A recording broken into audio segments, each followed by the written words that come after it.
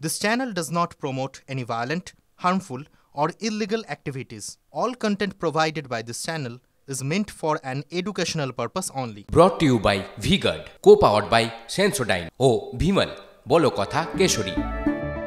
Associate sponsor Ultratech Cement।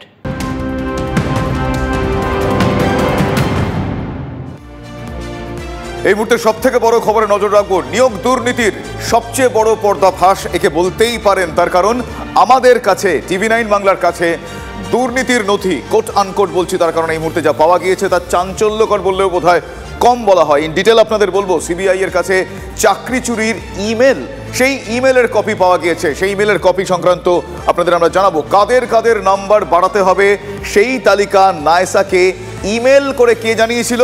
হ্যাঁ, অবাক হলেও এটা সত্যি। এসএসসি মেল গিয়েছিল নায়সার কর্তা নীলাদ্রি দাস, পঙ্কজ বনসাল ও মোজাম্মেল হোসেনের কাছে। আমার সহকর্মী সুমন মহাপাত্র এই মুহূর্তে রয়েছেন আমার সঙ্গে সরাসরি।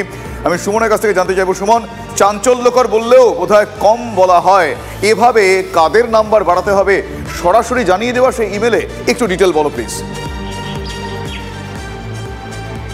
নিয়োগ দুর্নীতির সবচেয়ে বড় পর্দাফাঁস বলা চলে এই মুহূর্তে শুভজিৎ। তার কারণ এসএসসি বারবার দাবি করছে যে কারা যোগ্য কারা অযোগ্য এই সেগ্রিগেশন করা সম্ভব হয়নি এতদিন। এখন সুপ্রিম কোর্টের ঠেলায় পড়ে সেই সেগ্রিগেশনের দিকে এসএসসি এগোচ্ছে। কিন্তু কারা অযোগ্য, কাদের নম্বর বাড়িয়ে দিতে হবে সেই তালিকা এসএসসির তরফ থেকে মেল করা হয়েছিল নায়সাকে। নায়সার 3 কর্তা পঙ্কজ বনসাল, নীলাদ্রি দাস এবং মোজাম্মেল হোসেন তারা মেল পেয়েছিলেন। ইনি হচ্ছেন নীলাদ্রি দাস, তুমি দেখতে পাচ্ছ নীলাদ্রি দাস, তিনি হচ্ছেন নায়সার সংস্থার কর্মী। তুমি দেখতে পাচ্ছ তার এখানে এখনও কিন্তু তার নতুন কোম্পানির নাম লেখা রয়েছে এনডি ইনফোসিস্টেম। আরেকজন হচ্ছেন পঙ্কজ বনসাল, MIS এক্সিকিউটিভ, তিনিও কিন্তু নায়সার কর্মী। এদের কাছে যেমন মেল গেছিল তেমনই গেছিল মোজাম্মেল হোসেনের কাছে। এসএসসি যেখানে যোগ্যদের চাকরি দেবে, তারা স্কুলে যাবেন, আমার তোমার সন্তানদের পড়াবেন বাড়ির, তাদের বদলে এসএসসি কি করেছে না অযোগ্যদের তালিকা পাঠিয়েছে। তালিকা পাঠিয়ে বলেছে এদের নম্বর বাড়িয়ে দিন, কারণ এরা সাদা খাতা জমা দিয়ে চাকরি পেয়েছে। এবং সেই কাজ করেছে এই মোজাম্মেল হোসেন, পঙ্কজ বনসাল, নীলাদ্রি দাস। তবে এর সঙ্গে এই যে আরেকজন নায়সা কর্তা মোজাম্মেল হোসেনের নাম উঠে আসছে, লিংকটা একটু জানবো। একদম এই লিঙ্ক সুমন আসছে, আমি তোমার কাছে তনিষ্ঠা যেরকম প্রশ্ন করলো সেই উত্তর নেব অবশ্যই। কিন্তু এই মুহূর্তে আইনজীবী বিকাশ রঞ্জন ভট্টাচার্য আমাদের সঙ্গে রয়েছেন, তার একটু প্রতিক্রিয়া আমি নেব। বিকাশবাবু, এরকম বারবার একটার পর একটা ইন ডিটেল দুর্নীতির ব্লুপ্রিন্ট দেখতে পাওয়া যাচ্ছে, সামনে চলে আসছে, কি বলবেন? দেখুন, আপনাদের স্মরণ থাকতে পারে এই তদন্ত শুরু করার যে প্রক্রিয়া হাইকোর্টে আমরা আসি, সেখান থেকে আমাদের পরিষ্কার বক্তব্য ছিল এটা সরকারের একটা পরিকল্পিত দুর্নীতি। এটা কোনো হঠাৎ ঘটে যাওয়া কোনো একজন অফিসার টাকা নিয়ে দুর্নীতি করেছেন তেমন নয়। সরকার তারা পরিকল্পনা করে এটা করেছেন, কেন তারা নির্বাচনের আগে প্রতিশ্রুতি দিয়েছিলেন যে তৃণমূল কর্মীদের আশেপাশের লোকেদেরই চাকরি দেওয়া হবে। এখন যত তদন্ত সঠিকভাবে এগোবে তত আরো তথ্য প্রকাশিত হবে। সেজন্যই তারা তদন্ত আটকাবার জন্য আপ্রাণ চেষ্টা করেছেন এবং সর্বশেষ চেষ্টা ছিল সুপ্রিম কোর্টে, কিন্তু সুপ্রিম কোর্ট তদন্ত আটকাননি, এটা একটি ইতিবাচক।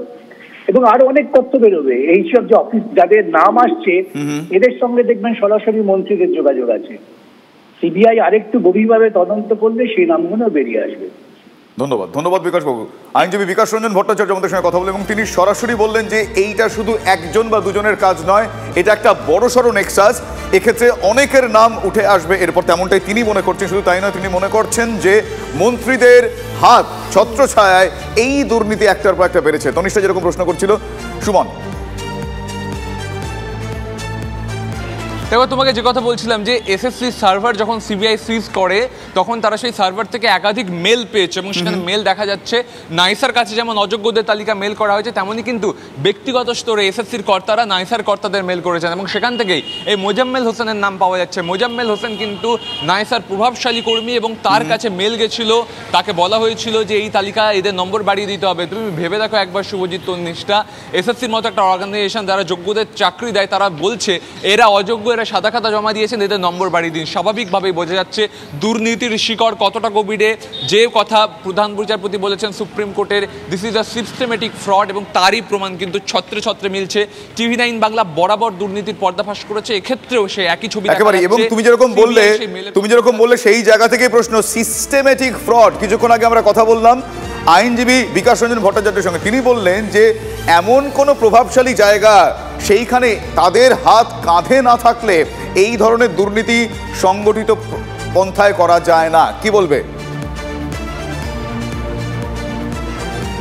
পরিষ্কারভাবে তাই। তার কারণ সিবিআই যখন এই এসএসসি সার্ভার থেকে এই মেলটা উদ্ধার করেছে এবং তারা যখন পরপর অযোগ্যদের ডাকছে, ডেকে তাদের জিজ্ঞাসাবাদ করছে, বয়ান রেকর্ড করছে, সেই তালিকা থেকে স্পষ্ট যে এই তালিকা নাইসাকে পাঠানো, ইভ্যালুয়েশন সংস্থাকে পাঠানোর অর্থ যে পুরোটা পরিকল্পনা এবং পরিকল্পনা মাফিক কিন্তু তাদের নম্বর বাড়ানো হয়েছে, ধাপে ধাপে বাড়ানো হয়েছে।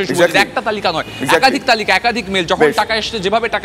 ধন্যবাদ সুমন। এরপর সময় বলবে যে এই কিরকম ভাবে, কত রকম ভাবে এই দুর্নীতির জাল সেখানে ছড়িয়ে ছিটিয়ে রয়েছে। আপাতত তোমায় ধন্যবাদ জানাই ধনিষ্ঠা।